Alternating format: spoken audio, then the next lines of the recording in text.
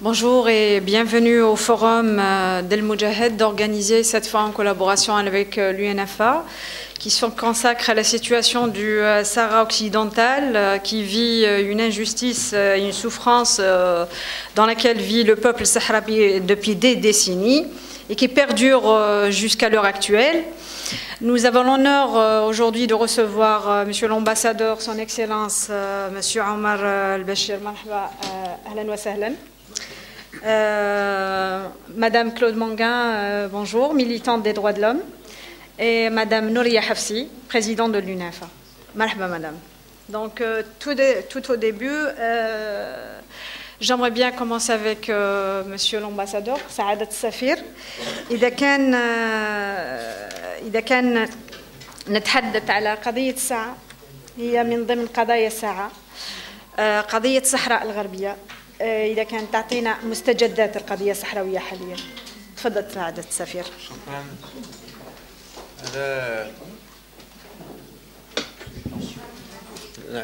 Tu vas lui traduire à Claude. صباح الخير.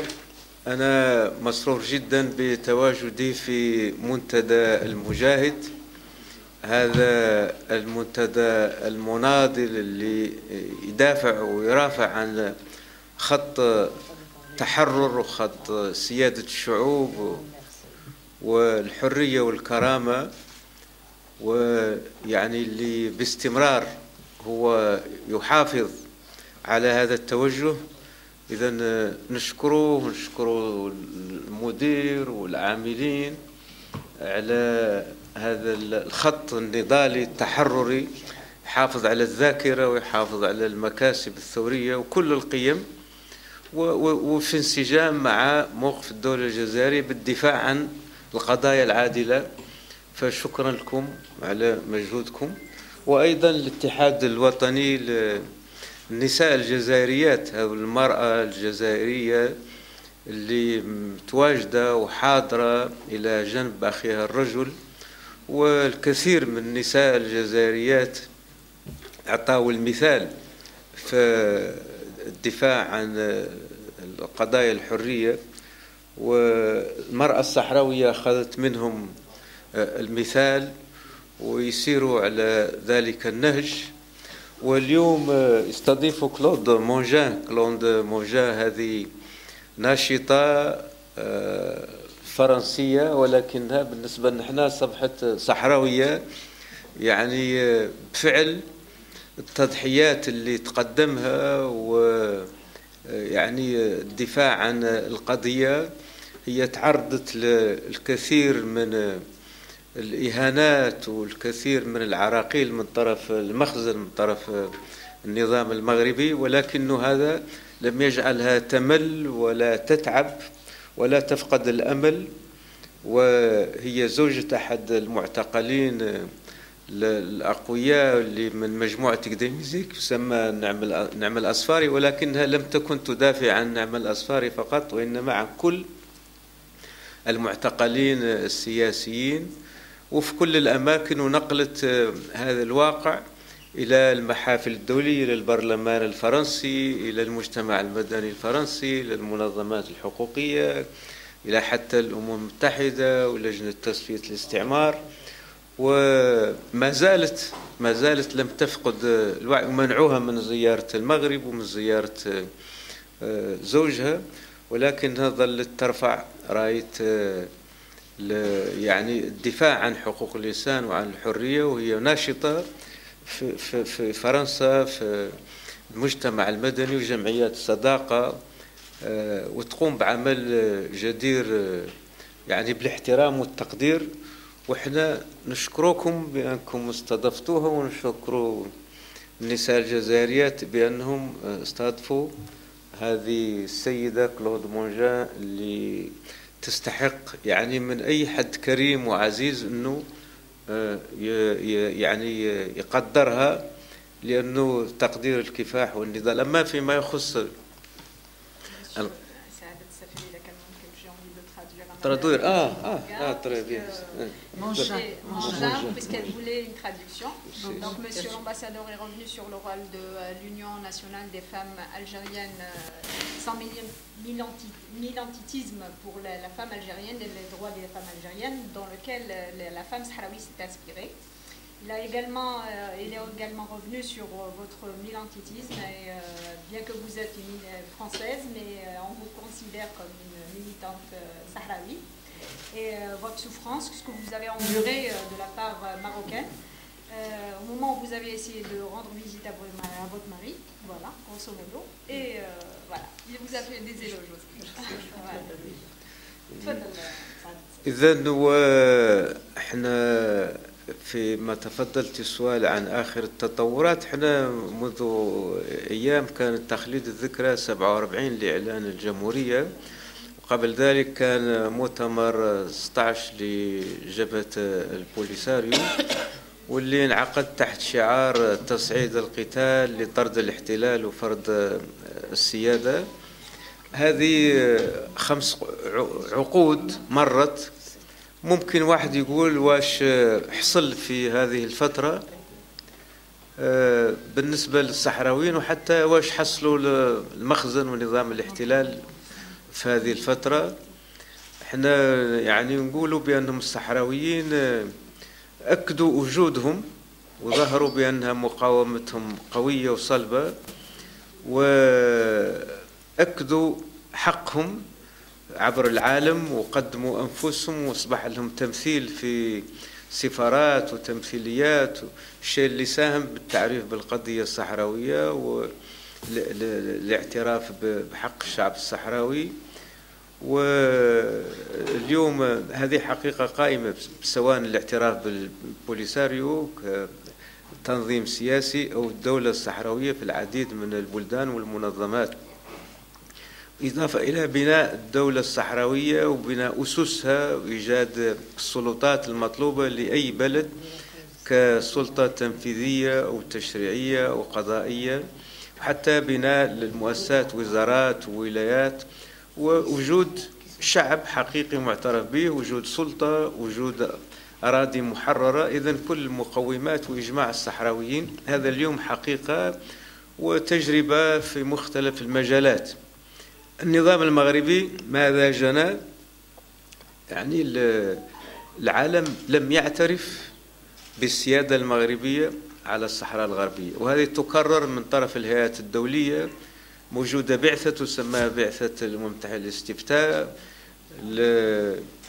النظام المغربي فشل بأنه الصحراويين يقبلوا به ويمنع تنظيم الاستفتاء، لأنه هو أول من يقتنع بأنه الصحراويين ضده، وإذا كان الاستفتاء سيصوت ضده والاستقلال، ولهذا هو يمنعه. لو أنه متأكد أنه سيربحوا لكان نظموا انتهى الأمر، ولكن موجود بالقوة وبالقمع، وموجود بالأساليب الخبيثة اللي أصبح العالم يكتشفها. اليوم في البرلمان راه ممنوع من الدخول ممثلينه بسبب الرشوة وبسبب الجوسسة. هذه كلها الأمور معروفة، مارو جيت والتجسس وكل أساليب الخبث في إفريقيا، يدخل بشكل مزور لممثلين الكيان الصهيوني، يحاول يفرق الصفوف.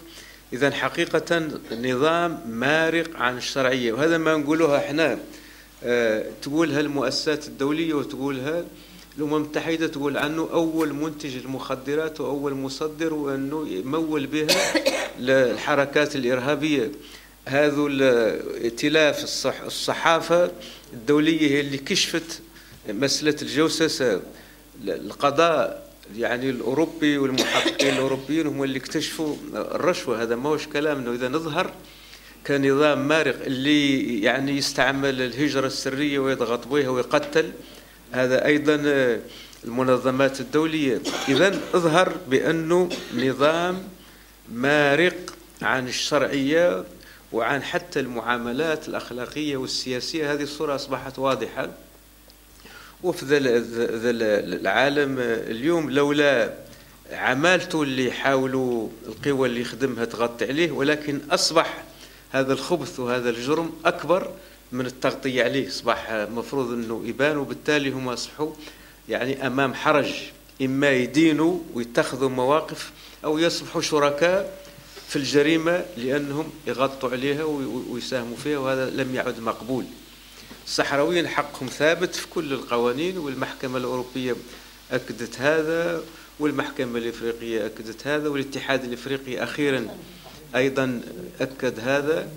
إذا لا أريد أن أطيل عليكم، ولكن عموما احنا في هذا الواقع اليوم. عجز الأمم المتحدة هو السبب رجوع الكفاح المسلح، وهذا سيستمر. الصحراويين مصرين، وخاصة بعد مؤتمرهم، أنهم يرفعوا التحدي ويواصلوا في كل الجبهات، وسيواصلون.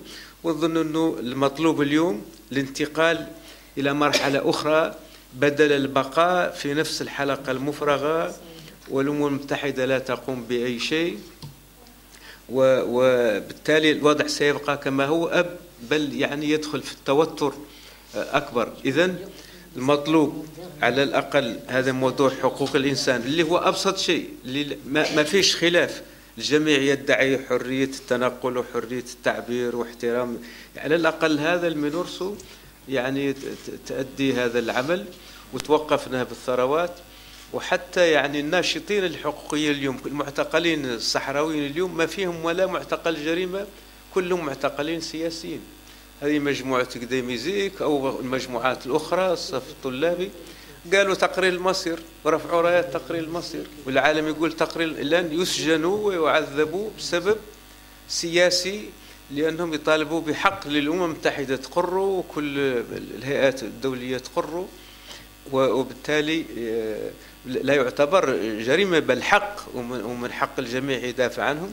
يعذبون ويعاقبون بهذا السبب، وبالتالي مطلوب حقيقة أنه العالم يعني على الأقل من مصداقية العالم، مصداقية الأمم المتحدة، حتى يبقى لهم الحد الأدنى باش يقدروا يواصلوا، لأنه هذا هو السبب أنه الثورات تكون في كل مكان، ونقد هذا النظام الدولي الأحادي القائم. وبالتالي احنا نتمنى أنه بهذه التطورات وبهذا الحركة العالمية وحركة الشعوب اللي تحاول تبني نظام دولي بعلاقات جديدة ديمقراطية دولية، لأنها تقدر تضمن السلم والاستقرار، وإلا فسنبقى في الحروب وسنبقى في التوترات، لأنه العدل هو أساس السلم وأساس الاستقرار.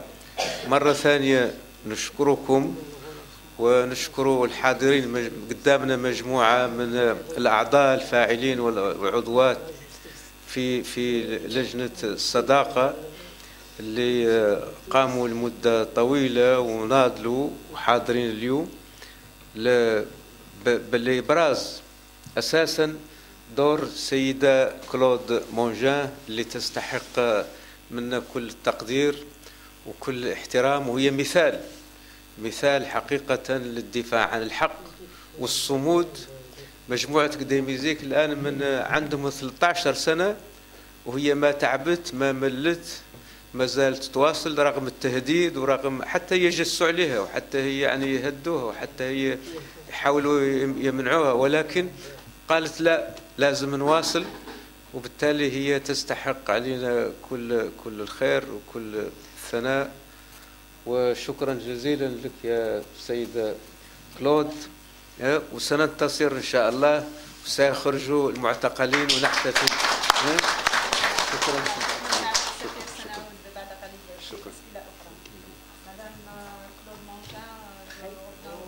خليني جو باس بعد هي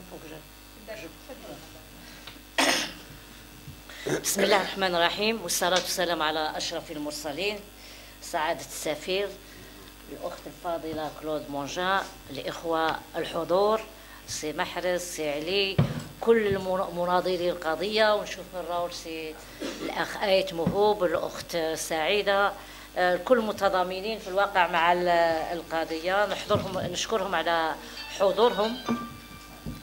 نشكرهم على حضورهم، كما نشكر السيدة كلود مونجان اللي كما تقدم سعادة السفير هي ناشطة حقوقية، هي ناشطة من أجل القضية الصحراوية.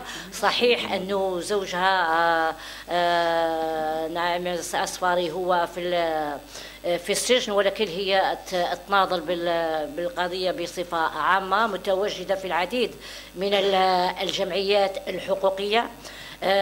جمعيات هي في جمعية أصدقاء الصحراء الغربية، هي أيضا في جمعيات أوروبية تساهم في كل المحطات. كانت مؤخرا في اللجنة الرابعة للأمم المتحدة حيث رفعت على القضية الصحراوية، كانت في أوكوكو، يعني في كل المحطات لن تفوت الفرصة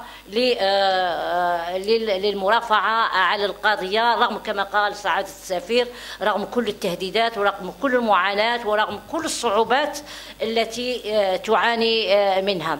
أنا نشكرها، هي آتية من المخيمات، كانت هي مع وفد من المنتخبين الجزائريين تاع إيفغي سور سان، مضوا تقريبا 4 أيام أو 5، ونشكرها أنها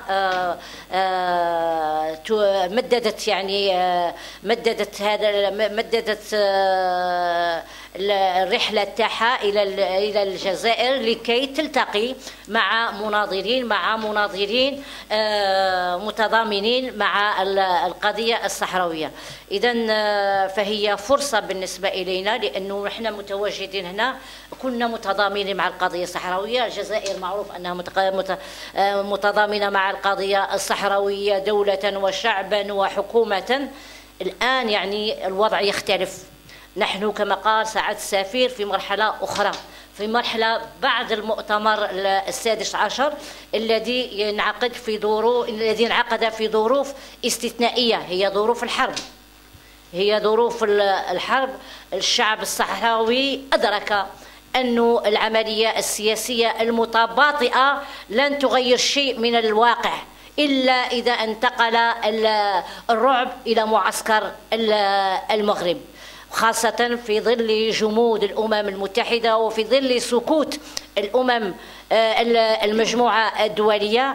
فالشعب الصحراوي في هذا المؤتمر أعلن عن ضرورة تصعيد الكفاح من أجل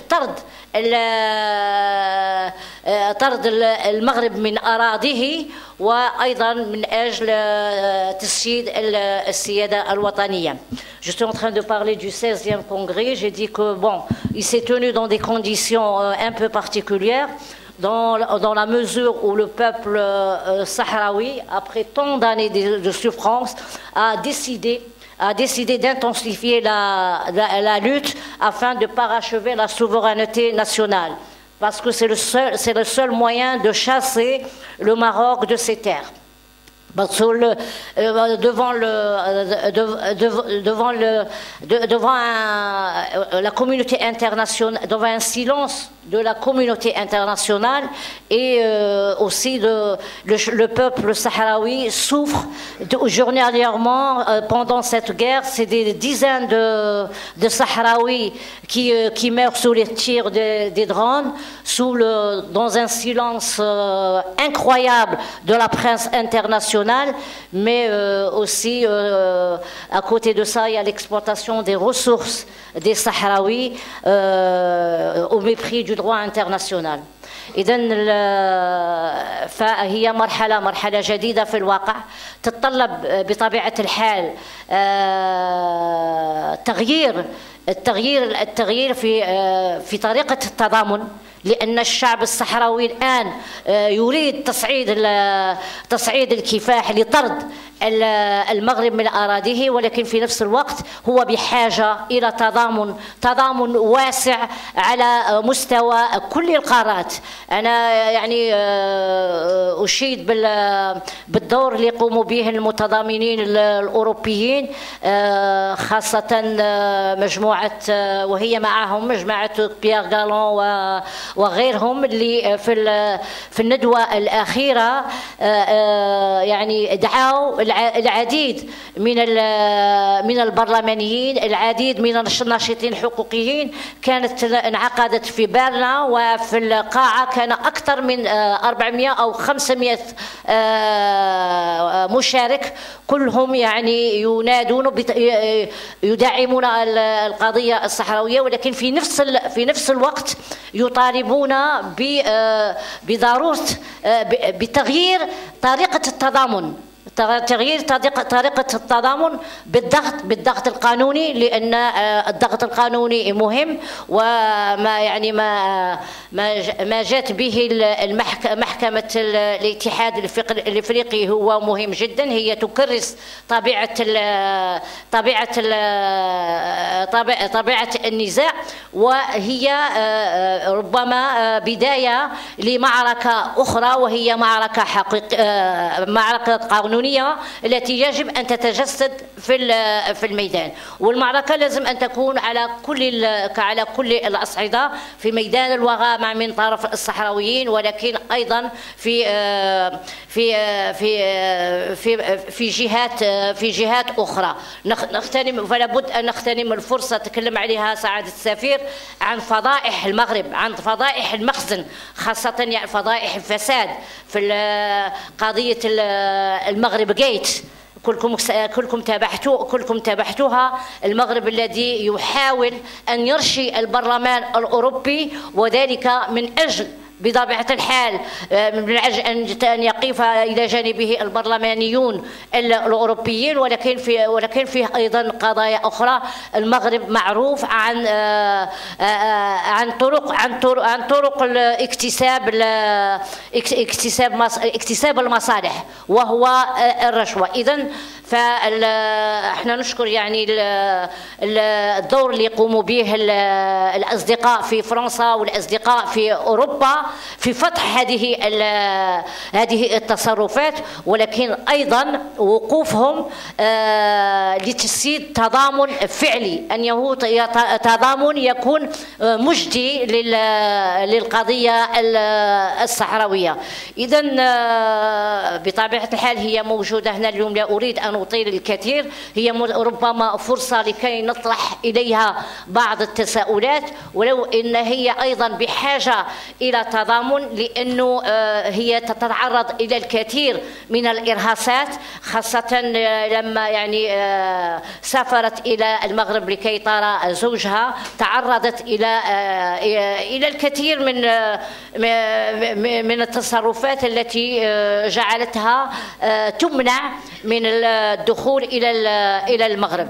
إذن فهي كما قال سعادة السفير هي بالفعل نموذج في النضال، هي مناضلة كبيرة تحتاجنا جميعا، ونحن هنا لكي نعبر عن التزامنا لا مشروط وعن مواصلة التضامن. ولكن الآن يطرح السؤال مادام أنه فيه جمود للأمم المتحدة، مادام فيه تملص من طرف المغرب من الشرعية الدولية، فعلى بد أن نتدارك ذلك ونرى ما هي الكيفية التي يمكن أن نتضامن معها مع الشعب الصحراوي. فلا يمكن أن نواصل في الستاتيكو تاع المغرب، ولكن مادام الشعب الصحراوي أقر أنه يصعد الكفاح، فلابد أننا نحن في جهات أخرى نقوم بعمل دبلوماسي، نقوم بعمل تضامني، نوسع رقعة التضامن حتى يستطيع الشعب الصحراوي أن يحقق هدفه، وهو حقه في تقرير المصير. نشكركم، وأكيد أنها هي لديها نسمع ماذا تتعرض إليه وما هي المعاناة التي تتعرض لها حتى نستطيع جميعا أن نواصل المسيرة. Merci Madame Hafsi, merci beaucoup pour ce témoignage et ce mot impressionnant et consistant. Je rebondis sur votre visite au camp des réfugiés dernièrement. Donc, est-ce que vous pouvez nous parler de votre ressenti à l'égard des réfugiés sahraouis qui se trouvent et selon vous, quelles sont les solutions à apporter pour éviter que cette problématique perdure? Je vous en prie. Merci Madame. Je vous en prie. Tout d'abord, je voudrais remercier le Moudjahid pour cette deuxième invitation, puisque j'ai déjà eu l'honneur de participer à un des forums du Moudjahid en 2015, à l'invitation de l'UNFA. Et cette fois-ci, j'ai pris du galon, puisque M. Abdelkader ose s'afficher avec moi, la grande, dangereuse Claude Mangin, la chrétienne épouse de l'égorgeur, comme on m'appelle là-bas. Donc, merci de me donner cette parole. Merci à tous les journalistes de la presse algérienne. Merci au CNAPS. Grâce à vous, vous m'aidez à être le porte-parole de tout le peuple sahraoui et des prisonniers politiques, puisque tout pays colonisateur n'a de cesse que d'invisibiliser le peuple colonisé, de faire en sorte qu'il n'existe pas, puisque comme ça on peut prendre sa place. Hélas, hélas ou heureusement, plus un peuple est opprimé, plus il réagit. Et donc la politique d'oppression du Maroc, en particulier dans les territoires occupés, aboutit à l'inverse de ce qu'il veut, puisque plus il oppresse, plus les résistants se lèvent. Quant à la population sahraoui qui est dans les campements de réfugiés, qui elle aussi est invisibilisée, sauf quand vous pouvez en parler, ou bien quand nous pouvons y aller. C'est quand même pas facile d'y aller et de mobiliser la population française pour y aller. Mais là aussi, le travail de 20 ans que je fais depuis 20 ans porte ses fruits, puisque cette année, j'ai pu mobiliser 52 Français et aussi Japonais et aussi Suisse-Allemands et aussi Allemands et aussi 5 journalistes et 12 élus, dont mon maire, le maire d'Ivry-sur-Seine, pour venir à la rencontre du peuple sahraoui réfugié si loin du nord, si loin de la France et au milieu de rien. Et donc, ils m'ont fait confiance puisqu'ils m'ont suivi. D'ailleurs, le maire n'a eu de cesse de dire que c'est grâce à Claude Mangin et qu'on aurait besoin de centaines de Claude Mangin pour pouvoir faire connaître le peuple sahraoui. Moi, je pense qu'une suffit largement parce que je suis quand même assez fatigante pour tous les gens que je harcèle en permanence. Mais bon, en tout cas, j'espère que les 52 personnes qui sont venues passer une semaine auprès du peuple sahraoui seront à leur tour les porte-parole. Et c'est comme ça qu'on va un jour gagner plus d'audience pour pouvoir alerter la communauté internationale. Donc je reviens porteuse de tout ce que j'ai ressenti, effectivement, plus que ressenti.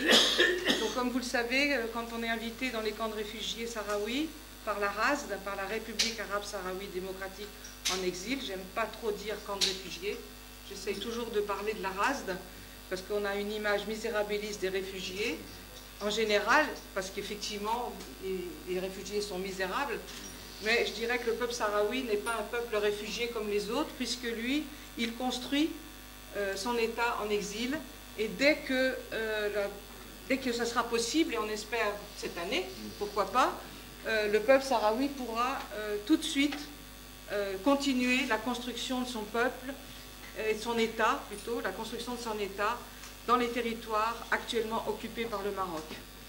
Et ça, on y croit très fort. On a encore vu cette fois-ci, c'est-à-dire le peuple sahraoui, depuis 48 ans, est là-bas, et en fait, il n'a pas perdu son temps dans son refuge, puisqu'il est entièrement mobilisé. D'ailleurs, il n'a pas le choix. C'est ou ça ou la mort, et en fait, c'est pas la mort, puisque c'est la vie pour enfin avoir son État et enfin vivre et construire son pays. Parce que moi, ce qui m'énerve toujours, c'est de penser comment, depuis 48 ans, vous résistez au lieu de construire l'avenir là-bas. Bien sûr, vous le construisez ici, mais il s'agit de construire l'avenir là-bas, chez eux. chez vous, chez moi. Donc, qu'est-ce qui se passe actuellement dans les camps de réfugiés? Eh bien, c'est la grande pauvreté. Pourquoi? Parce que déjà, ce sont des réfugiés, donc ils sont loin. Et en fait, il y a eu le confinement. Et puis maintenant, la guerre. Ce qui fait que le peu de choses que donne la communauté internationale via le HCR, via le Programme alimentaire mondial, via ECHO Europe, via le secours, comment dire, dans l'urgence que fournit l'État algérien, ne suffisent pas. On est actuellement, comme tous les peuples, mais bien sûr, les peuples du Sud sont plus affectés que les peuples du Nord, et encore, parce que comme vous le savez, chez nous, l'inégalité augmente avec certains gouvernements que je ne citerai pas. Il y a de plus en plus de pauvres et de plus en plus de riches. On a une espèce là de course à la misère assez incroyable. Et ce qui est arrivé en Ukraine l'accentue encore, même si ce n'est pas ça la vraie raison, je pense, de l'inflation. En tout cas, dans les camps de réfugiés où les personnes n'ont pas de salaire, non seulement une petite indemnité, eh bien, pour compléter l'aide alimentaire internationale, il faut aller au marché et acheter les denrées qui viennent d'Algérie et qui se sont surenchéries de manière importante ces derniers mois. Et donc, je ne sais pas ce qui va se passer. Et en plus, comme depuis la reprise de la guerre, il y a eu le rapatriement de au moins 4000 Sahraouis qui étaient dans la Badia des territoires libérés. Ces 4000 personnes pèsent sur l'économie des camps de réfugiés, puisqu'il s'agit de toutes ces personnes âgées qui étaient là-bas pour mourir sur leur terre. Eh bien, ils avaient même construit. Eh bien, ils ont été obligés de revenir. Ça veut dire que c'est un deuxième exil, de revenir de nouveau dans les campements de réfugiés. Les enfants, il faut qu'ils prennent encore des places sur les bancs des écoles qui sont déjà un peu chargés. Ils pèsent sur la nourriture, ils pèsent sur les services de santé. Et puis, sans compter qu'il faut aussi nourrir les soldats et puis alimenter cette guerre de basse intensité, comme on dit, mais qui fait des morts aussi. Et on sait qu'elles font des morts aussi parmi le peuple algérien et des civils, puisque ces drones tuent des civils, ce qui est quand même incroyable. Donc devant tout ça, évidemment, heureusement, le peuple sahraoui est résilient, il n'a d'ailleurs pas le choix. Et nous, eh bien, ça nous montre le chemin. On est là aussi pour continuer avec eux la lutte et trouver des nouveaux chemins ou des chemins complémentaires pour aider à la résolution de ce conflit. Et effectivement, je crois que vous en avez parlé, on est actuellement dans une nouvelle phase très prometteuse. J'ai entendu des discours dans les campements de la part des représentants du Front Polisario et de la RASD optimistes. Et donc, nous sommes optimistes parce que, effectivement, mais je pense qu'on va en reparler de la conjoncture actuelle. Donc, les camps de réfugiés, les enfants vont à l'école, les gens sont soignés, ils sont mobilisés et ça marche. Ils ne sont pas prêts de disparaître. Très bien, moi j'aimerais... Si vous permettez, j'aimerais bien revenir sur l'affaire de votre mari, où en est l'affaire de l'incarcération de votre mari, et comment jugez-vous la situation des prisonniers sahraouis dans les prisons marocaines? Donc, effectivement, c'est une question qui me touche de près, forcément. Elle est centrale, cette question des prisonniers, et en fait, elle est entièrement liée à l'autodétermination. C'est-à-dire que ce n'est pas des prisonniers politiques comme les autres. Quand j'étais allée aux États-Unis en 2015, j'avais rencontré Kathleen Thomas, une grande avocate, qui avait d'ailleurs travaillé pour la MINURSO, et qui m'avait dit « Mais tu verras, Claude, le référendum d'autodétermination, ce n'est pas pour demain, mais la libération des prisonniers politiques, ça va être facile. » Eh bien non, ce n'est pas facile. Et après les deux procès, le procès devant le tribunal militaire en 2013 et le deuxième procès qui s'est terminé en juillet 2017, qui a confirmé les mêmes peines. Je ne vous reprécise pas la mascarade judiciaire que le Maroc a montrée en voulant, en voulant faire une vitrine de la justice au Maroc devant les observateurs internationaux. Ils se sont vraiment tirés une balle dans le pied et ils ont montré ce qu'ils savaient faire de mal. Et donc effectivement, les prisonniers politiques sahraouis ne seront jamais libérés, sauf si le Conseil de sécurité et les pays qui sont membres du Conseil de sécurité prennent leur courage en main et disent maintenant ça suffit au Maroc et on organise ce référendum et donc on entame des négociations dans lesquelles le cas des prisonniers politiques sera central, comme cela a été déjà aux tables rondes organisées par M. Koller il y a 4 ans maintenant, et qui avait permis, par exemple, ma visite dans les prisons marocaines pour voir mon mari en janvier 2019. Ce n'est pas ma grève de la faim, ni la France qui a obtenu mon retour au Maroc voir mon mari en janvier 2019. C'est bien la conjoncture et le travail de l'ambassadeur M. Koller qui avait réussi à organiser 2 tables rondes et qui a démissionné, et heureusement très vite derrière, quand il a vu que le Conseil de sécurité ne ferait rien de plus que ces 2 tables rondes qui avaient permis aux protagonistes de se retrouver, mais pas plus. Donc le cas des prisonniers politiques de Gdémizik est emblématique, est un symbole de la lutte du peuple sahraoui, puisqu'ils sont en prison pour leur terre, pour leur combat pour l'autodétermination. Et le couple Claude Mangin, Nama Asfari, c'est pareil, on est le symbole de ce que le Maroc ne supporte pas. Tant pis pour eux, ils avaient qu'à me laisser passer au Maroc, je ne serais pas obligé de faire ce que je fais, puisque l'ambassadeur du Maroc en France avait dit au directeur du Maghreb, du ministère des Affaires étrangères français, mais laissez-la passer, elle nous embêtera moins. Bon, un colonisateur, en fait, ne raisonne pas. Un colonisateur humilie, un colonisateur veut casser. Eh bien, il n'a pas réussi à casser Nama, il n'a pas réussi à me casser moi, et il ne réussira pas. Le problème, c'est que cette longue incarcération, après des années de torture, après une aggravation continue des conditions d'incarcération des 19 prisonniers politiques qui sont là-bas encore répartis dans 7 prisons, c'est-à-dire qu'ils n'ont plus la force que constituait le groupe de Gdémizik d'avant le procès de 2016, où ils étaient tous ensemble à la prison Saki. Là, maintenant, ils sont dispersés et ils subissent un minima une torture mentale, une torture psychique, et la plupart d'entre eux sont détruits psychiquement, sont détruits physiquement, avec des grèves de la faim à répétition qui donnent des images. On n'a pas de nouvelles images, mais cependant, par exemple, le frère de Mohamed Laminadi, qui a fait 69 jours de guerre de la faim et qui vient de recommencer une nouvelle grève de la faim, c'est un vieillard, nous a dit son frère, qu'il a pu le voir après 6 ans d'absence. Et on vient hier de libérer le prisonnier politique Yahya El Hafed, qui vient de faire 15 ans de prison. Il a été condamné à 15 ans de prison pour des manifestations à Tantan, où il n'était même pas présent. Il a purgé toute sa peine, il a été libéré hier.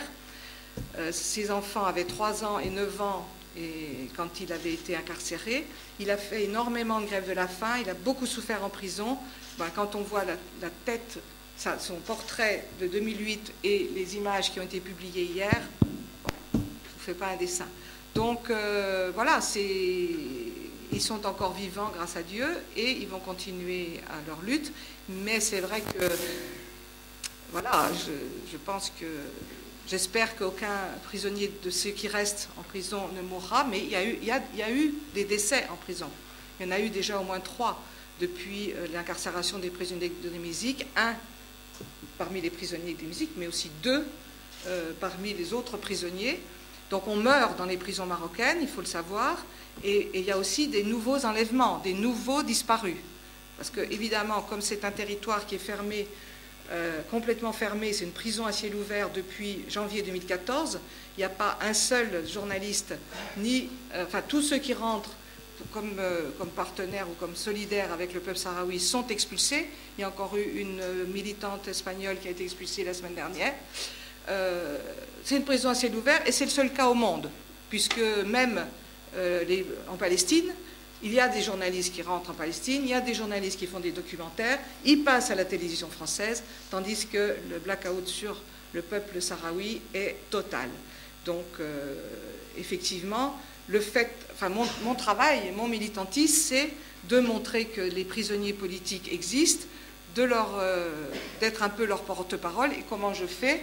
Eh bien, je me bats avec les armes du droit international, c'est-à-dire que je fais comme le Front Polisario, qui depuis la signature du cessez-le-feu ne font que, qui a été hélas rompu, mais pas de votre fait, c'est-à-dire de tenir la parole et la signature qu'ils avaient faite au moment du cessez-le-feu de 1991. C'est-à-dire pendant 30 ans, ils n'ont fait que clamer qu'ils voulaient que l'application du droit international. Eh bien, c'est pareil pour les prisonniers politiques, cette grande question des droits de l'homme. Nous continuons, imperturbables, de présenter des plaintes devant le Haut Conseil des droits de l'homme auprès du Comité contre la torture. Et le Maroc et c'est très long. La première condamnation du Maroc a été en 2016 sur le cas de torture de mon mari Nama Asfari. Et ça a été longtemps la seule condamnation, tout simplement parce que ça demande énormément de travail, et puis qu'il faut pouvoir recueillir les témoignages des prisonniers. Or, depuis le deuxième procès, ils n'ont droit plus qu'à 5 minutes de téléphone 2 fois par semaine pour les membres des familles qui portent le même nom. Donc, par exemple, pour Nama, c'est ses 2 frères et moi, 3 personnes. Ce n'était pas le cas auparavant, quand ils étaient avant le deuxième procès, après le premier procès, les familles, la grande famille pouvait les rencontrer, même les militants. Maintenant, donc 2 fois 5 minutes par semaine et 15 minutes par semaine de visite. Inutile de vous dire que depuis donc 2017, septembre 2017, les familles ne vont pas les voir. Pourquoi ? Parce que ces 2000 km, ça coûte extrêmement cher de se déplacer. Et puis après, il faut vivre là-bas, à Rabat ou bien à Kenitra ou bien à Bouzarkane, etc., à Etmeloul. Donc, payer le voyage, puis payer la nourriture, payer le logement, alors que ces familles subissent la double peine, puisque la vengeance coloniale, puisque il s'agit ils ont une interdiction professionnelle. Par exemple, moi je parle que de mon cas, mais c'est la même chose pour tous les autres cas. Mes 2 beaux-frères n'ont pas le droit de travailler. Juste un petit exemple, le beau-frère qui habite Sidi Ahmed, qui habite à Layoun, comme dit Nama, moi j'ai eu de la chance, eux n'ont pas eu de chance, parce que comme ils étaient plus petits que lui, quand leur père a été disparu, a été enlevé, et que leur mère est morte d'un cancer à cause de sa lutte de militante pour la liberté, donc ces 2 jeunes frères n'ont pas eu la chance de faire des études comme lui. Cependant, le deuxième, donc Sidi Ahmed, il a repris ses études quand il était déjà adulte, et il a réussi il avait quand même eu le bac, et il a réussi à passer d'aller jusqu'au master de droit à Agadir. Et après, il a passé le concours pour être enseignant. Il l'a eu. Eh bien, il a été convoqué par les autorités marocaines pour dire « Vous n'aurez jamais de poste d'enseignant parce que vous vous appelez Asfari ». Voilà. Et mon autre beau-frère qui est à Tantan, c'est pareil. Il n'a jamais eu le droit de travailler. Chaque fois qu'il obtenait un travail, y compris pour les Espagnols, dans une entreprise espagnole, on faisait pression sur leur employeur pour qu'il soit licencié. Donc, ils ont chacun 3 enfants. Comment ils font ? C'est la solidarité qui les permet et un peu de moi aussi, qui leur permet de payer, par exemple, des études à leurs enfants, parce qu'ils les ont mis dans l'enseignement privé marocain. Mais comme ils m'ont dit un jour, de toute façon, nous, on est sacrifiés, mais on fait tout pour nos enfants. Et donc les enfants, heureusement, sont des enfants brillants. Mais moi, j'ai une grande peine, c'est-à-dire que, bien sûr, je ne vois plus mon mari. Bon, ça, c'est acté. Mais on n'a pas besoin de se voir pour s'aimer. Ça, les Marocains, ils n'ont pas l'air de comprendre. En tout cas, pour mes neveux, nous, on n'a pas eu la chance d'avoir des enfants, vu toutes les circonstances. Et donc, j'ai 6 neveux et nièces. Eh bien, je ne les ai pas vus depuis 7 ans. Ça veut dire que la petite, qui avait 1 an la dernière fois que je l'ai vue à Rabat, eh bien, elle en a 8. Bon, et bien ça, c'est des années qui ne reviennent pas. Donc, c'est vrai que je vois des photos, mais c'est pas pareil, quoi. Donc, pourquoi il ne me laisse pas rentrer? Il pourrait m'empêcher de voir Nama, mais me laisser aller à Tantan et à Layoun. Mais bon, voilà, on ne peut pas attendre de colonisateurs une empathie pour les coloniser, qu'ils méprisent. Vous avez subi ça assez de temps. Je ne vais pas vous faire un dessin de la part de votre colonisateur. Donc voilà, qu'est-ce que je fais? J'ai réuni un certain nombre de juristes et d'avocats et d'organisations internationales, comme une organisation qui s'appelle ISHR, qui a son siège à Genève et à New York, la FIDH, qui nous a rejoints. Donc ça aussi, ça fait partie des petits miracles. C'est-à-dire cette FIDH qui était pendant très longtemps sous la coupe de la LDH, c'est-à-dire pro-marocaine, la LDH française, et bien finalement, à un moment donné, puisqu'ils avaient même une vice-présidente, qui est l'actuelle présidente du Conseil national des droits de l'homme marocaine, bon ben maintenant, il y a une nouvelle génération de jeunes qui sont arrivés aux affaires à la FIDH, ils nous soutiennent. Et donc ça donne aussi une légitimité à notre combat, puisque quand en juin dernier, en juin 2022, on a déposé 6 cas, et bien évidemment, RFI, la presse française s'en est fait l'écho. Ça aussi, c'est aussi mon travail depuis des années, c'est-à-dire que je suis vraiment en lien permanent avec les journalistes. J'ai réussi à les faire venir dans les campements l'année dernière, et ils n'étaient pas venus depuis 30 ans, ils n'étaient pas venus depuis le cessez-le-feu. Donc à un moment donné, la France, elle commence à comprendre qu'elle doit être là aussi où il faut.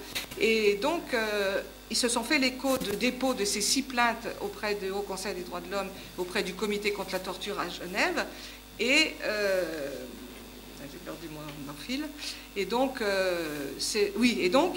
RFI, on a fait des communiqués. Tout le monde, pas seulement les Amis de la Race, mais aussi la FIDH, ISHR, etc., même Amnesty, même Human Rights Watch, et RFI n'est pas venu m'interviewer moi, mais est venu interviewer la juriste de la FIDH, parce que ils sont considérés comme des gens plus légitimes que moi, qui suis évidemment instrumentalisé par l'Algérie, qui suis payé par l'Algérie, etc.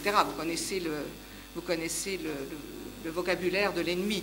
Donc là, non, la presse française, maintenant, me donne la parole et, comment dire, je suis prise au sérieux. Et ça, peut-être qu'on pourra en venir avec Pegasus et le Maroc-Gate. Je suis maintenant interviewée dans les journaux nationaux français. Ça veut dire qu'ils n'ont plus peur de me donner la parole. Pourquoi? Parce que tout ce que je raconte depuis 20 ans, on considérait ça suspect parce que ça venait d'une Polisario, ben maintenant, c'est au grand jour. Donc, ça veut dire que ces journaux ont le courage de crier avec les loups et de donner et de dire, ben oui, ce qu'elle racontait, ben c'est vrai, quoi. C'est comme ça. Donc maintenant, ils commencent à en parler parce qu'eux aussi, ils ont subi la surveillance de Pegasus. Hein.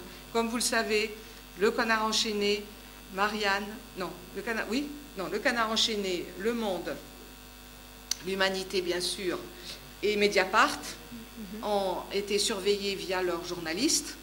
Et c'est aussi pour ça qu'ils sont venus dans les campements en octobre 2021.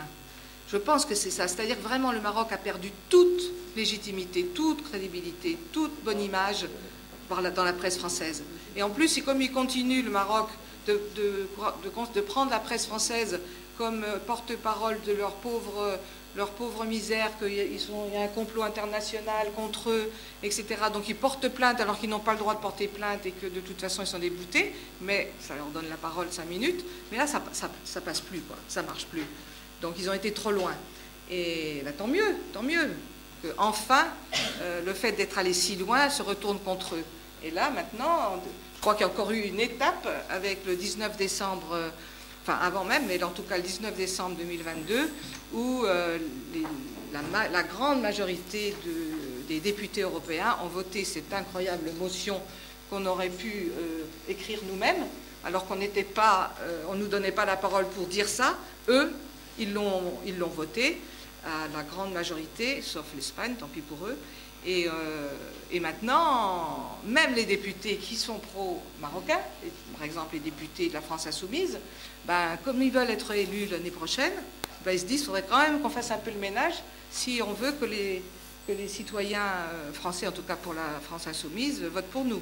Effectivement, il est temps qu'ils fassent un peu leur mea culpa et leur examen de conscience, et puis qu'ils deviennent ce qu'ils auraient toujours dû être, puisqu'ils sont les représentants des électeurs français, des gens corrects, qui ne sont pas là pour eux et pour le Maroc, mais qui sont là pour le droit international, et pour faire leur boulot, quoi, de porte-parole de leurs électeurs, ce qu'ils n'ont pas fait évidemment jusque-là.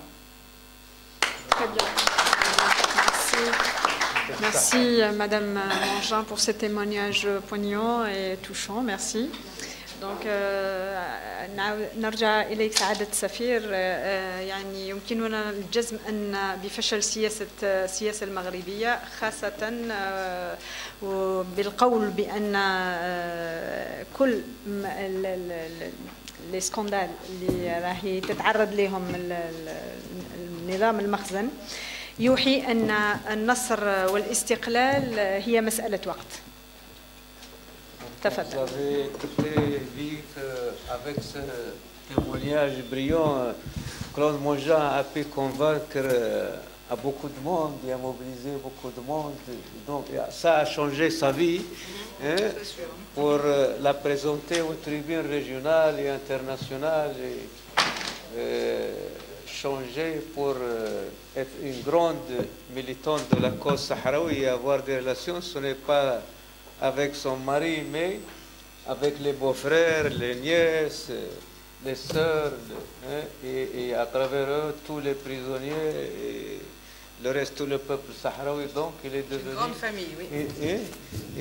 Membre d'une grande famille et du peuple sahraoui, et bravo, et merci. فيما يخص الوضع طلب منك تترجمي لها تواصلين باش بانه النظام المغربي يحاول باش يعني يكرس احتلاله، ولكنه فشل. وإحنا حتى الصحراويين نشكو أحيانا بأن ما وصلنا للهدف النهائي، وحتى أنها الأمم المتحدة ما دارت والو. ولكن المقاومة تاع الشعب الصحراوي وكفاحه وأصدقائه، راه بطبيعة الحال أصدقائه اللي رافعين راية الحرية دفعوا النظام المغربي، لأنه حتى هو تعب.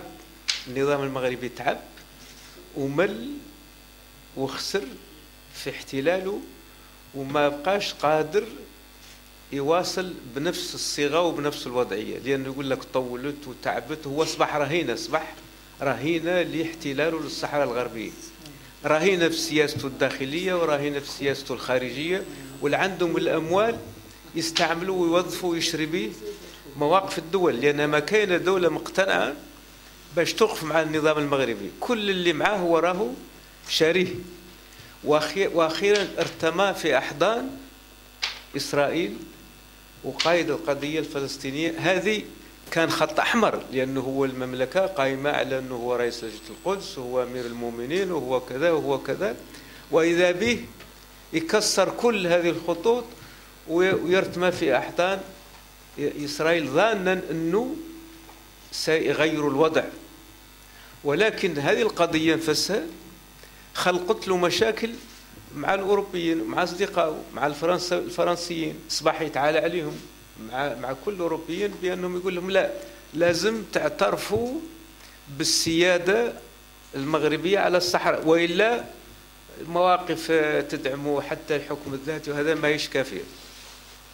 وقال لهم خطابه هو يعني المقياس أنه يقيس الأمور بالمنظار، يعني موقف أي حد من الصحراء الغربية، وبالنسبة له هذه مواقف مزدوجة ما عادش يقبلها.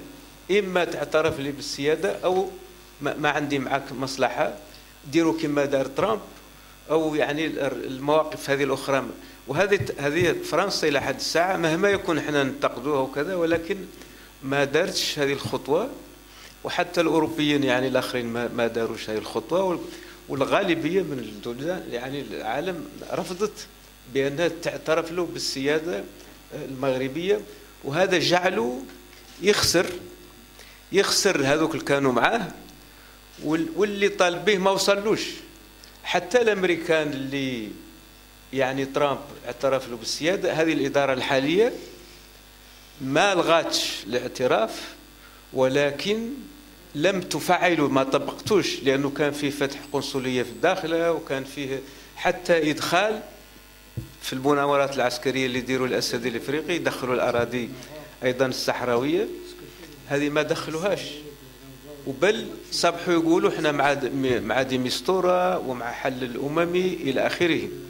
إذن ما مشاوش، ما طبقوش.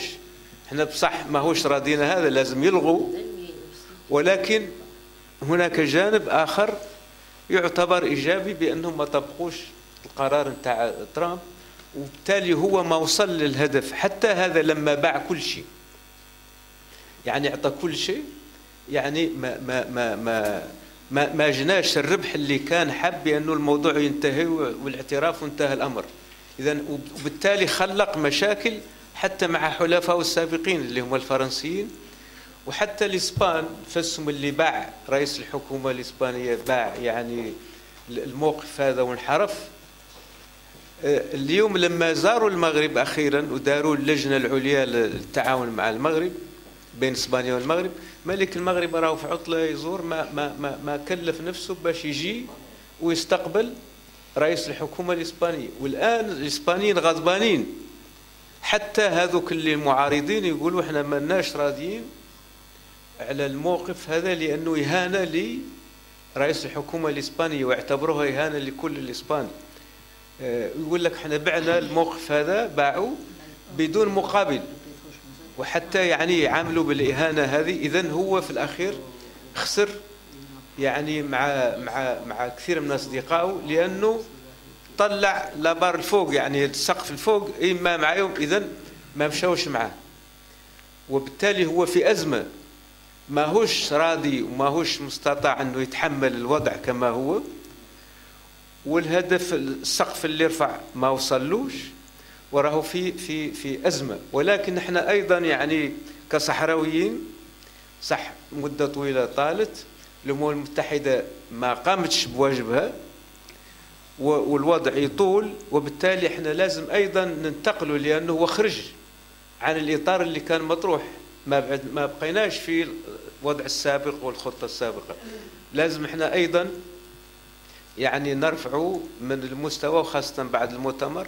وهو نظن أن الأمور وصلت أنه حتى يطالب بطرده من الاتحاد الأفريقي، وأنه يعني إحنا يعني نطالبوا بأن الدولة الصحراوية يزيد الاعتراف بها وتنضم للمنظمات الدولية، ما دام يعني هو ماهوش في الحالة هذه. ونستمر في الكفاح، ومثل هذه الشهادة اللي قامت بها كلود الآن، نظن أنه أي إنسان منصف وحتى يعني محايد لما يسمع الشهادات هذه يقتنع. وهذه جبهة في الجانب الحقوقي مهمة جدا. في الجبهة يعني القانونية قريبا رايحة تصدر المحكمة الأوروبية حكمها النهائي، وهذا الجميع متوقع أنه في صالح القضية، وهذاك رايح يعطي قوة ودفع ثاني. مع هذه التحولات قلت اللي في العالم، أنا نظن فيها أفق لصالح القضية مع الصبر ومع طول النفس. يعني إن شاء الله يعني سنصل لتحقيق الأهداف، وهذه إرادة الشعوب. المغرب يدعو للعصور الوسطى والركوع يعني والسجود لمخلوق يعني يدور في شوارع باريس يعني بكأس يعني كحول، ويعني هذا عهد ولا واندثر، هذا عهد التحرر وعهد يعني الحرية والقانون. ونظن احنا التاريخ معنا والحق معنا والنصر إن شاء الله أكيد. Merci beaucoup. Et si vous permettez, avant d'ouvrir le débat, j'ai envie de corriger une petite erreur que j'ai commise au début de cette rencontre. C'est d'avoir oublié mon PDG, le mot de mon PDG. J'espère que je n'aurai pas de problème. Hein. Moi aussi, je l'ai oublié. Mais je l'en ferai voilà. Vous allez m'aider pour que je n'ai pas de...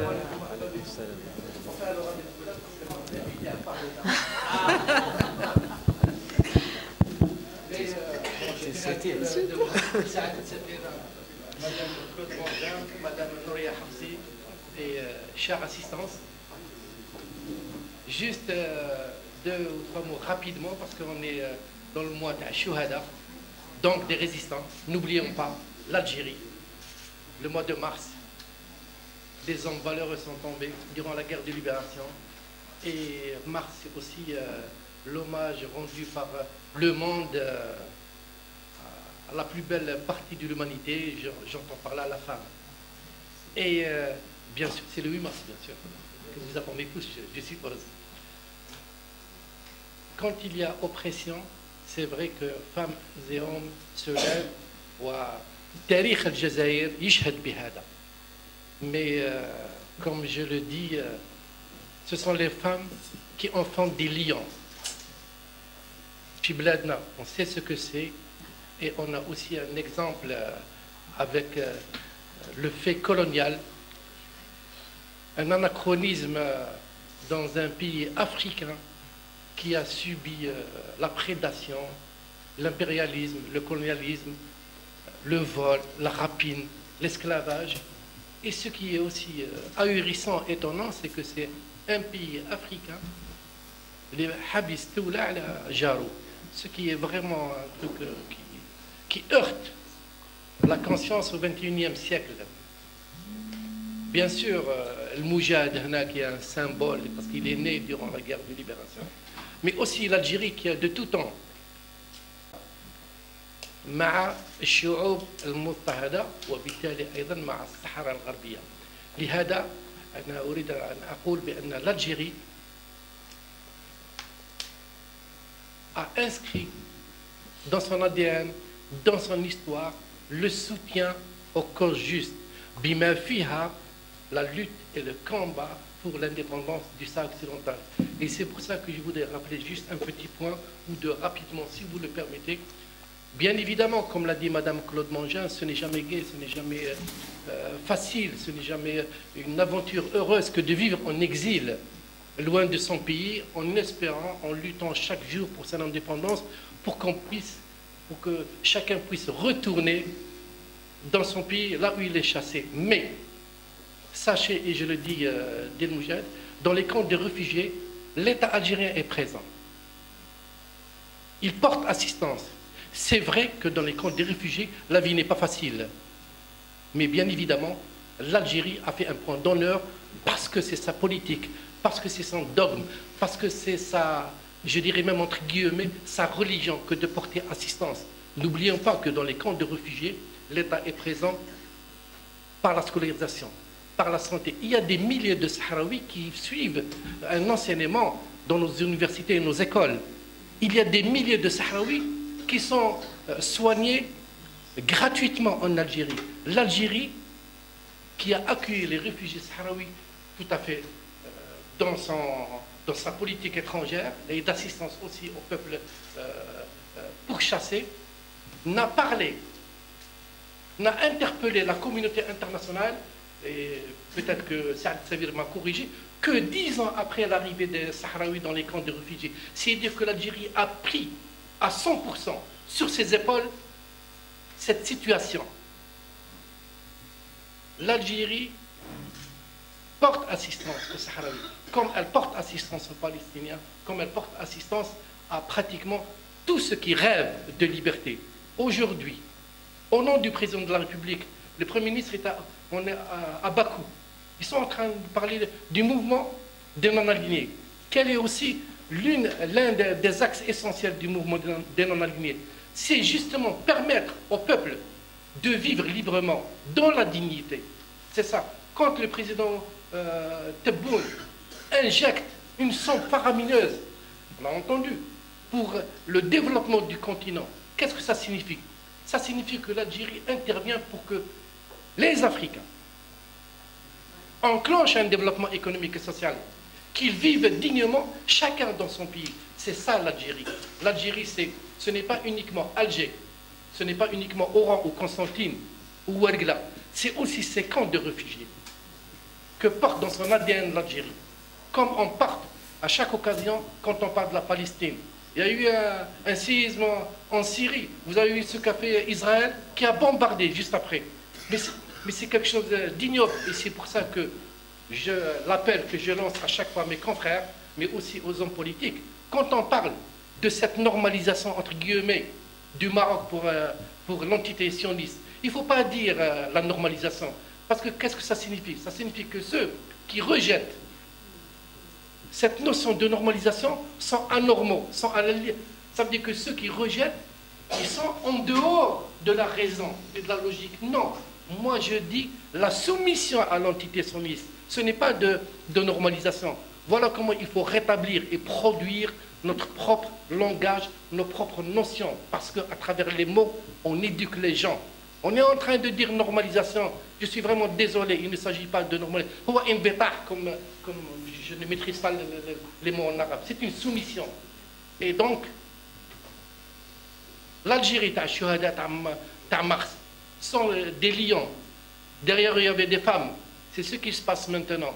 Il ne s'agit ni de soumission, ni de laisser croupir dans la misère sociale, dans les camps de réfugiés, qui que ce soit. L'Algérie est là. Il y a, je dirais, peut-être 2000 km entre Alger et les camps de réfugiés, à peu près. Imaginons ces camions qui partent régulièrement, chargés de tonnes d'approvisionnement et de médicaments. Il faut le faire. L'Algérie le fait. Ne l'oublions pas. Hommage à l'Algérie, reconnaissance à l'Algérie et hommage aux hommes valeureux qui sont en train de lutter pour que leur pays ne soit pas avalé par un ogre à côté, que leur richesse naturelle, halieutique ou minière ou le phosphate ne soit pas, qu'il n'y ait pas de disparition, qu'il n'y ait pas d'assassinat. L'Algérie est là, parce que l'Algérie c'est une histoire de combat. Je vous remercie.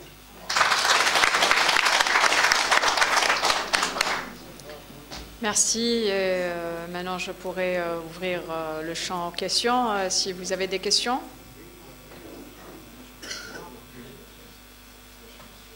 Oui.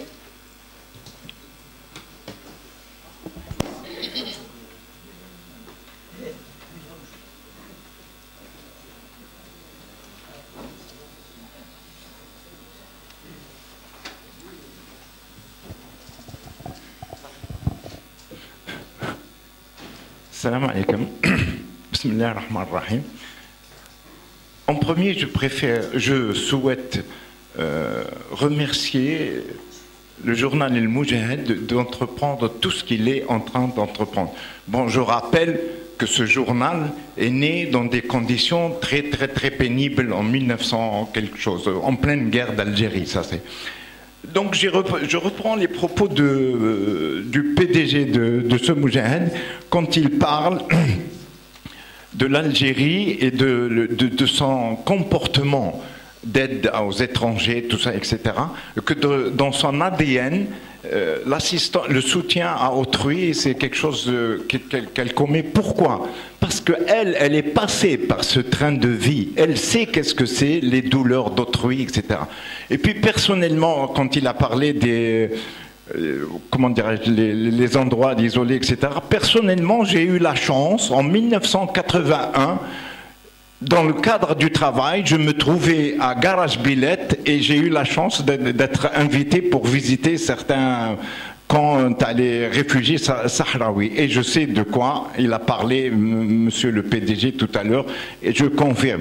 Quant à vous, madame Mongin, pardon, et à monsieur l'ambassadeur, vous avez souvent cité l'ONU, je sais pas quoi, et puis d'autres, etc. Vous savez, ça, c'est des organismes qui, en apparence, je vous rappelle l'expression d'un grand politicien en 1900 quelque chose, il avait dit, ah, l'ONU, ah, ce machin-là, vous devez savoir, madame Mongin, qui c'est, ce personnage. Vous comprenez? Oui, voilà, donc ce que je peux vous rappeler, c'est que les Algériens, parce que dans leur ADN, le soutien à autrui, en l'occurrence toutes les causes justes, etc., c'est quelque chose qu'ils ont connu. Madame Mongin, je vous rappelle aussi, vous avez parlé de vos beaux-frères, de vos nièces, etc. Eh bien, figurez-vous, je vous rappelle que personnellement, c'est le 1er novembre 1954 qui a forcé le colonialisme à nous permettre d'aller à l'école. C'est parce que je suis ici d'une famille très pauvre, très considérée comme indigène, etc. Et c'est le fameux 1er novembre, l'honorable, pardon, 1er novembre, qui a forcé la France à ouvrir les portes de son école. Et bien, et voilà, après, en 62, l'Algérie était indépendante, sauf les Algériens qui ne voulaient pas faire des études, toutes les portes étaient ouvertes. Merci et bonne continuation à vous tous. Merci. Avant de céder la parole, de répondre, si vous permettez, j'aimerais bien que ça soit court et consistant, s'il vous plaît, pour ne pas prendre beaucoup de temps. Merci. Je vous en prie. Je vous remercie, monsieur. Ce que je voudrais préciser par rapport à ce que vous avez dit sur l'ONU, c'est sûr que c'est un machin, on est tous d'accord, mais ce sont les représentants de nous, de nos pays. Donc, heureusement que l'ONU est là, parce que ce serait sûrement encore pire s'il n'y avait pas d'ONU.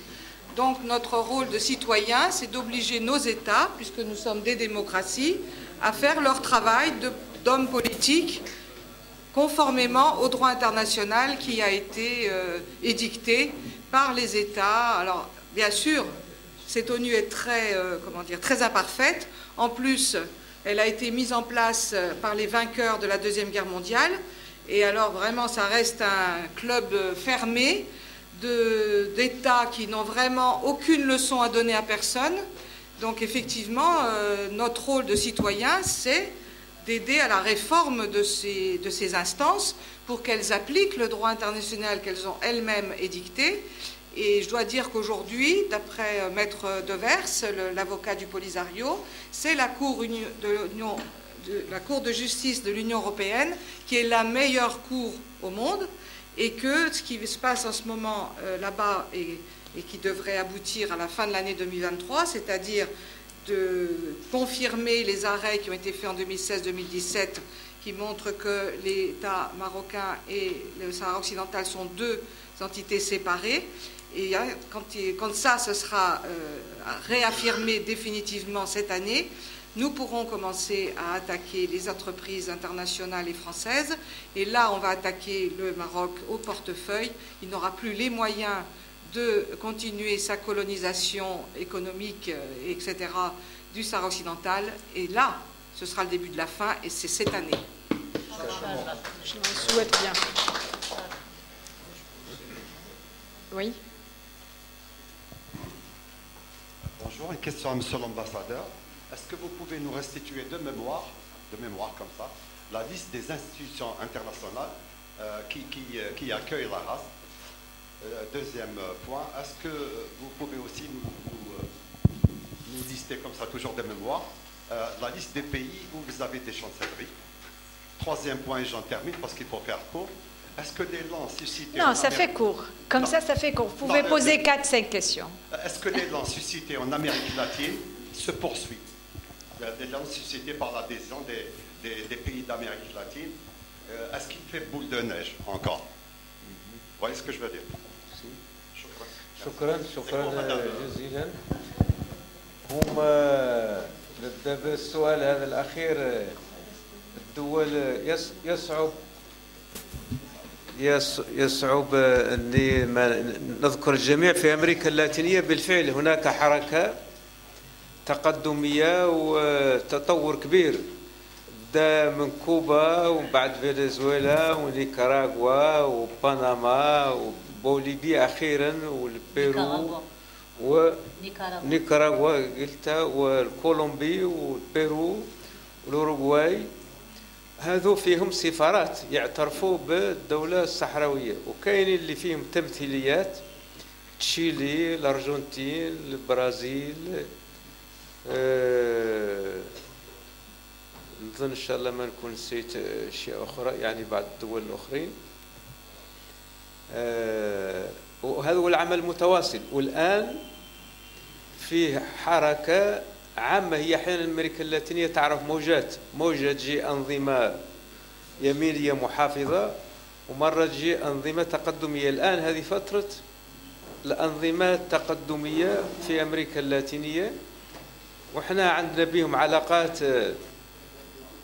اللغة الإسبانية اللي تربطنا، وكاين حتى أمريكا اللاتينية فيها ما زالت صراعات كبيرة من أجل الأرض ومن أجل الحقوق الاجتماعية ومن أجل السكان الأصليين وصراعات من أجل، وعندهم يعني إحساس موضوع الحرية وموضوع العدالة، وحساسين وينتبهوا، وفيهم فرص كبيرة. الآن قارة مقبلة على مواقف تقدمية، ونظن عنها هي تجيب بعد القارة الإفريقية اللي فيها كثير من يعني التضامن مع الشعب الصحراوي، القضية الدولة الصحراوية. افريقيا فيها واش نحسب لك غالبية الدول الافريقية كاين اللي فيهم سفارات. بطبيعة الحال نبداو هنا بالجزائر، ومن بعد جنوب افريقيا، نيجيريا، انغولا، موزمبيق، زيمبابوي، ناميبيا، الشرق يعني تنزانيا، اوغندا، كينيا، هذو كلهم فيهم سفارات للدولة الصحراوية. بطبيعة الحال في اثيوبيا يعني سفارة أمام الاتحاد الإفريقي وأمام إثيوبيا. في العالم الخارجي أوروبا موجودة تمثيلية للبوليساريو في كل تقريبا في كل الدول، فرنسا، اسبانيا، المانيا، النمسا، ايطاليا، استونيا، يعني بولونيا، جران بريطانيا، السويد، النرويج، الدنمارك، روسيا. اذا في غالبهم، وهذا انتشار واسع يعني اما تمثيليات او سفارات. وهذا نظن راهو كاين بعض الدول مستقله لا تتجاوز اصابع اليد. يعني هذا البعض من اللي فتحوا قنصليات في العيون في الداخله ما عندهم ولا سفاره، احيانا يعني فقط من باب الدعايه. عندهم بعض 4 كاين اللي عنده سفاره في الامم المتحده، عنده تمثيليه جابها في الامم المتحده وفي واشنطن موجوده، وعندهم فقط في هذاك البلد او عواصم البلدان اللي كانت مستعمرتهم. مثلا الكومور هذه اللي عندها نظن تمثيليه في نيويورك، وعندها واحده في فرنسا، ولا نعرف كان عندها واحده في اديس ابابا، والصلاه على النبي هذا مكان يعني. ويقول لك نفتحوا قنصليه هم حتى ما كانت عندهم في المروك. اذا المروك يفتح لهم قنصليات، ما عندهم لا مواطنين، ما عندهم لا مصالح، وهذيك الصوره ونص ساعه من بعد تغلق، وراهم مازالوا مغلوقات للدعايه، من باب الدعايه فقط. الدولة الصحراوية عضو في الاتحاد الافريقي. المحكمة الأوروبية هذه اعترفت، لأنه في البداية المروك وأصحابه قالوا هذه ما عندها حق، ما هيش مؤهلة باش تدافع عن الصحراويين ولا تمثل الصحراويين. وكان صراع كبير واش جبهة البوليساريو تمثل الصحراويين ومن حقها ترافع أمام المحكمة الأوروبية أم لا. وفي الأخير بالدلائل وبالحجج ومواقف الأمم المتحدة وبالتاريخ اعترفت بأن جبهة البوليساريو من حقها تدافع عن الشعب الصحراوي وقضيته كممثل شرعي وحيد. وهذا حتى أعطى قوة، زاد قوة للمطالبة الدول الأوروبية اللي يقول لك احنا الحق واحنا الكذا. إذا هاو اعترفوا عطوها ستاتي دبلوماتيك، لازم تعطوها، ماهوش غير مكتب إعلامي وخلاص. لا لا لا، الآن جاء وقت تعطوه في انتظار أنكم تعترفوا بالجمهورية الصحراوية. شكرا. D'autres questions, s'il vous plaît? Non? تفضلي مدام.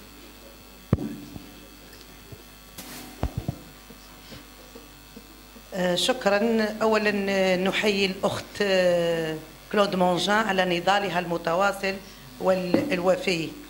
نحن كل الجزائريات متضامنين، شعب ونساء ويعني رجال، كلنا متضامنين مع القضية الصحراوية، لأن الشعب الجزائري شعب حر وشعب يعني ذاق ويلات الاستعمار، يعرف ما معنى الاضطهاد.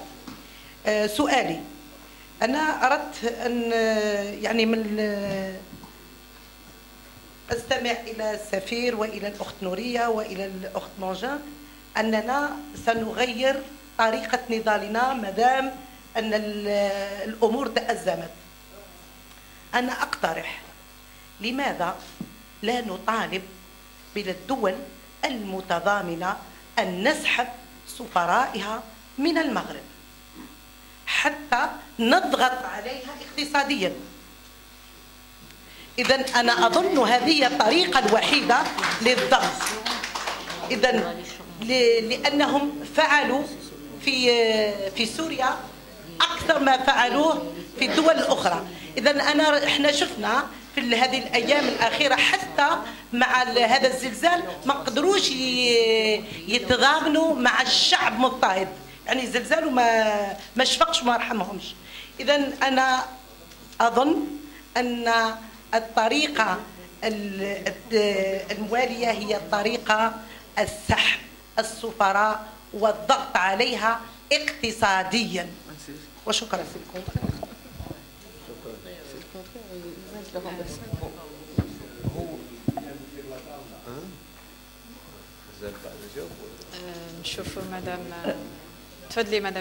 Merci. Bonjour.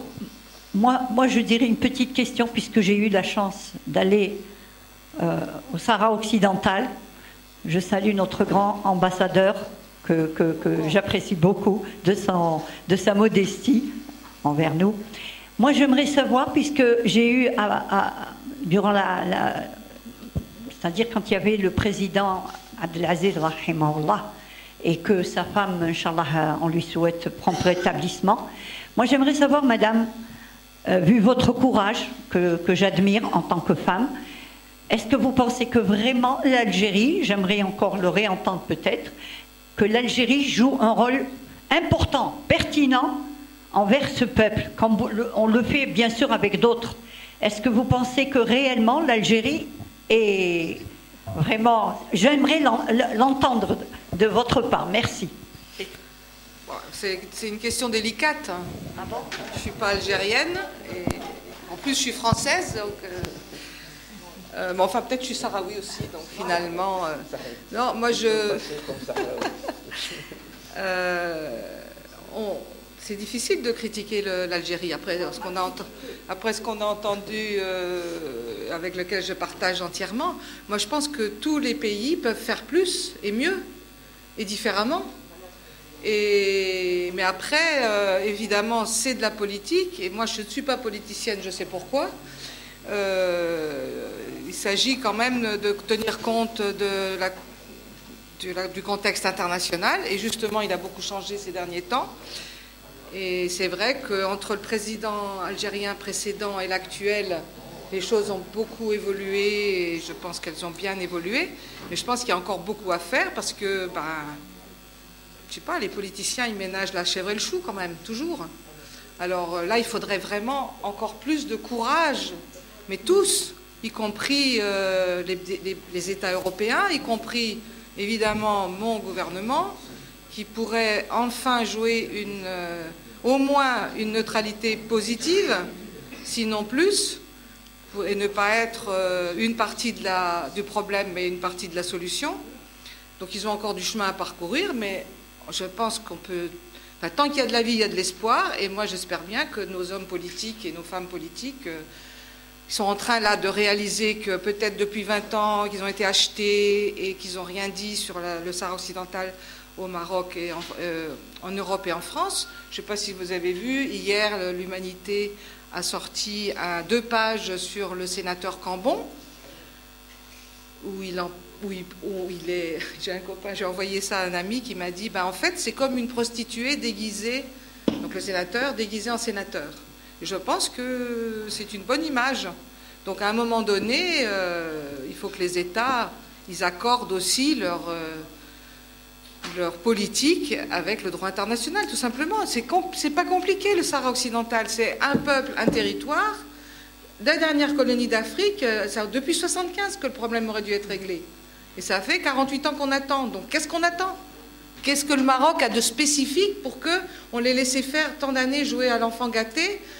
Pourquoi notre argent, l'argent du contribuable français et européen, sert à construire le mur, à payer des armes, à envoyer les sénateurs, les députés faire le beau, je ne sais pas où, à la Mamounia et sur les bateaux en face de Darla, et pour affirmer la marocanité du Sahara? Enfin, ça ne va pas, quoi, ça ne va pas. Et ça, c'est les hommes politiques qui font ça, et les femmes politiques. Alors je pense que les Algériens, évidemment, ils ne sont pas du tout dans cette logique. Mais il faut que vous fassiez encore plus la leçon à vos camarades du Nord.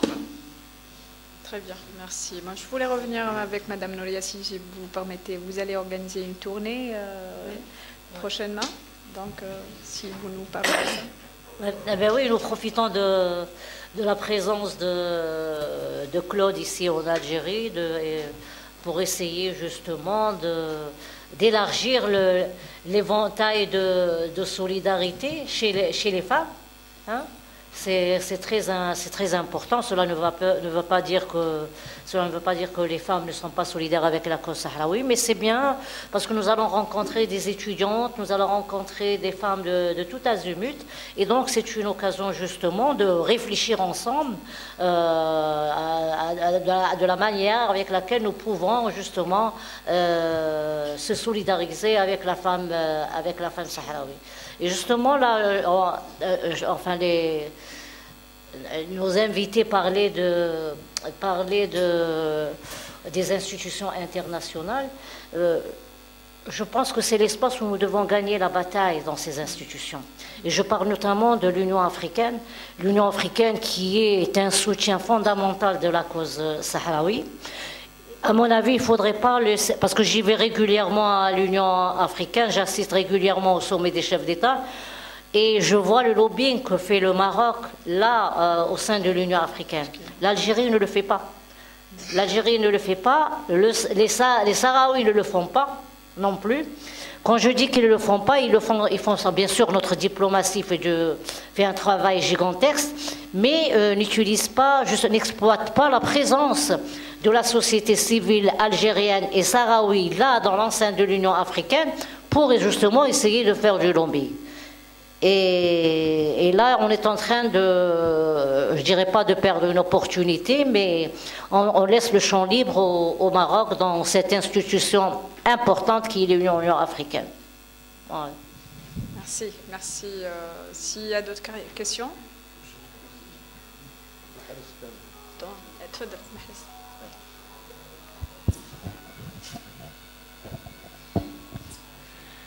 Merci. Moi, je voudrais un peu intervenir sur un point parce que tirant légitimement un motif de fierté de la formidable révolution de novembre 54, l'Algérie, comme l'a soulevé Nadia, mais je l'exprime aussi clairement, défend ouvertement le droit du peuple sahraoui de détermination, comme elle l'a fait avec tout le mouvement de libération. Et ça, Claude Mongin le sait parfaitement, parce qu'avant d'être la femme de Naama Asfari, avant d'être militante de droits de l'homme, moi je l'ai connue quand elle était dans les mouvements de la jeunesse communiste française, si ma mémoire est bonne. L'Île-de-France. Scoutisme féminin français. Voilà, j'ai même assisté à un de vos congrès quand j'étais à l'UNG à Vitry ou Ivry. Et là, vous étiez combattant toujours avec les causes justes et vous continuez à bien le faire. Je voudrais aussi saisir cette occasion pour saluer l'UNAFA et la femme algérienne à quelques jours des festivités du 8 mars, la journée de la femme algérienne.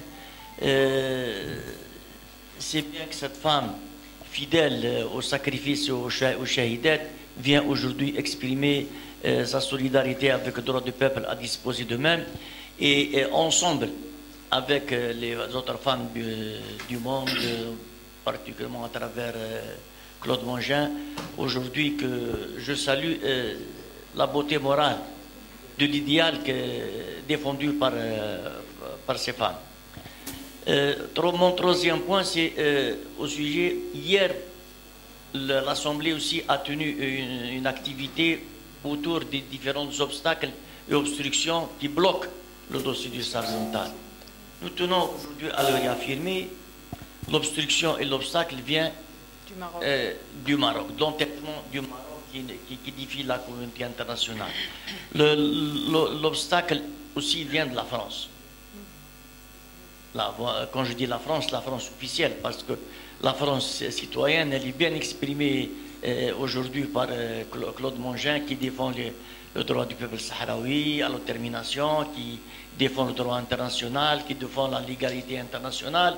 C'est même Claude Mongin qui, avec Nouri Hafsi, ont été dernièrement dans la 4e commission pour défendre cette cause, qui ont été à Coco à Berlin, qui sont partis dans le congrès du Front Polisario, qui étaient au camp de réfugiés pour partager la joie de la proclamation de la race avec les Sahraouis, qui continuent le combat. Mais je dis bien, la France Pourquoi la France? Parce que la France officielle, elle tient un double discours. Dans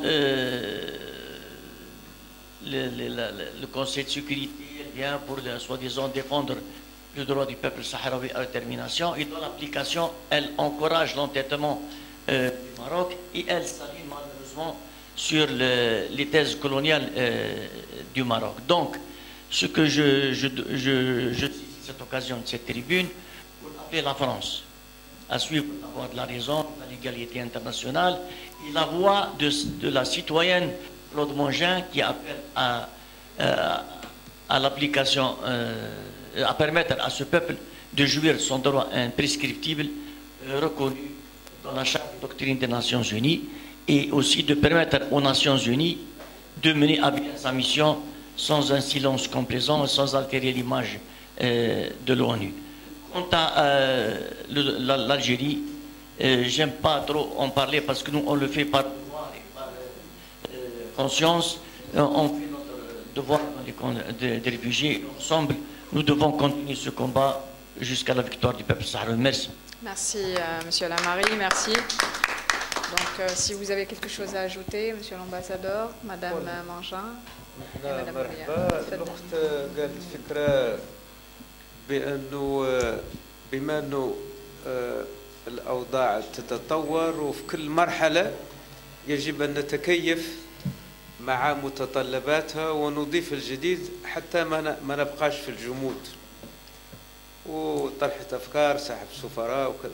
في الحالات هذه نظن الكل يفكر تطرح على الطاولة واللي ممكن نديروه يعني نديروه أي فكرة.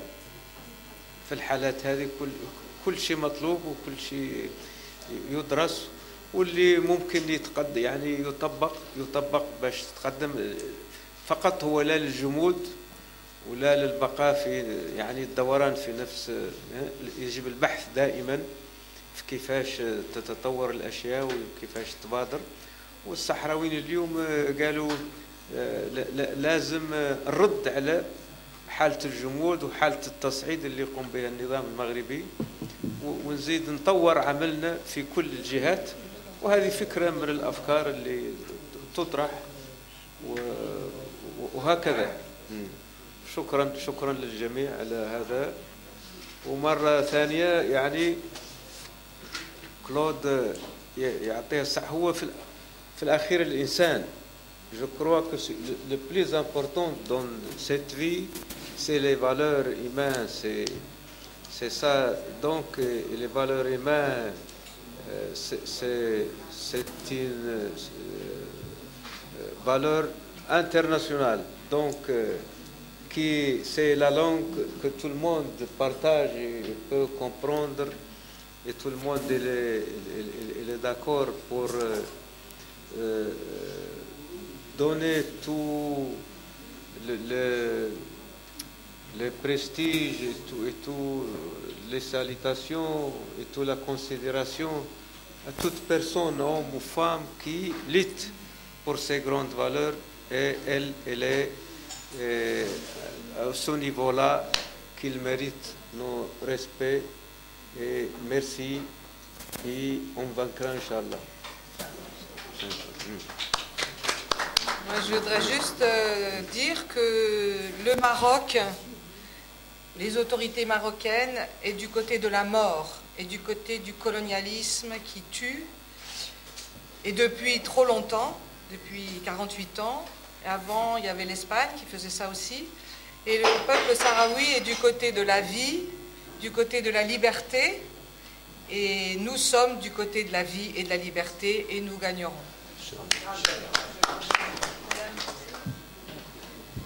À mon tour, je voudrais tout d'abord remercier Claude, son Excellence Monsieur l'Ambassadeur, sans oublier aussi le directeur général de l'Moujahid de nous avoir donné cet espace-là pour encore une fois parler de la solidarité avec le peuple sahraoui, cette cause que nous soutenons jusqu'à ce que le peuple sahraoui ait son droit d'autodétermination. Le combat continue, le combat doit continuer sur tous les fronts. Nous devons soutenir nos frères soldats sur le terrain en faisant, justement, en menant d'autres batailles sur d'autres fronts, sur le front de la diplomatie, sur l'élargissement de l'éventail de solidarité. Moi, je suis, comme je l'ai dit au début de mon allocution, je suis très contente de ce que fait au COCO. Vraiment, cette fois-ci, il y a eu une très grande participation de tous les continents. Et il y avait beaucoup de parlementaires, et ça c'est important parce que quand les parlementaires assistent, soutiennent la cause, ils peuvent justement la porter haut dans leurs différents pays, ils peuvent justement faire abdiquer les plus dures des positions. Donc, je remercie tout le monde, je vous remercie. Et puis, bon, nous, en tant qu'Union nationale des femmes algériennes, ça fait la solidarité avec la femme sahraoui, avec le peuple sahraoui, ça fait partie de... C'est notre leitmotiv, c'est notre pain quotidien. On est là en train de soutenir nos sœurs sahraouis, surtout au niveau des organisations internationales. Nous essayons de les imposer pour qu'elles plaident elles-mêmes leur cause. Donc, merci à tout le monde. Merci de nous avoir souhaité bonne fête du 8 mars. J'espère que ça sera un 8 mars un peu exceptionnel, dans la mesure où nous sommes en train de soutenir nos sœurs sahraouis. Merci à tout le monde, merci à nos invités, merci d'avoir répondu à notre organisation et à bientôt. Merci à tout le monde, merci tout le monde. À la prochaine. Merci.